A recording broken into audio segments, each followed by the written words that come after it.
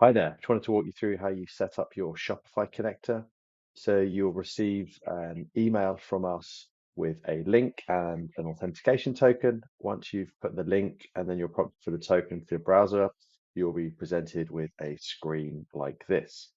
The first piece of information we need is your site hostname. So if I go to my Shopify store here, it's just a bit of your domain here.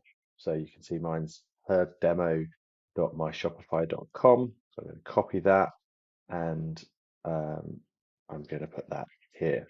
It's worth noting you don't need this HTTPS, so it's purely just the host name of the store there.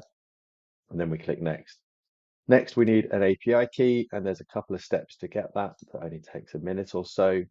So within my Shopify store, I need to go to my settings page.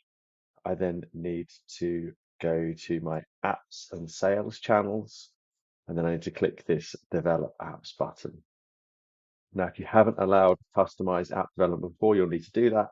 You simply hit that button here, go through the approval to allow custom app development, and we're almost there. So we simply need to, from here, create an app. Now, an app in this context just allows us access um, to the data that we're requesting that we've already spoken through. So we're going to call this, we'll call it Herd app. We'll create that app, give that a second. And all we need to do is to configure admin API scopes. So all we need to do is to scroll down to where it says orders and read. Very important, we don't need to write any information. We only need read. It's also worth clarifying here, you get a warning that it includes PII.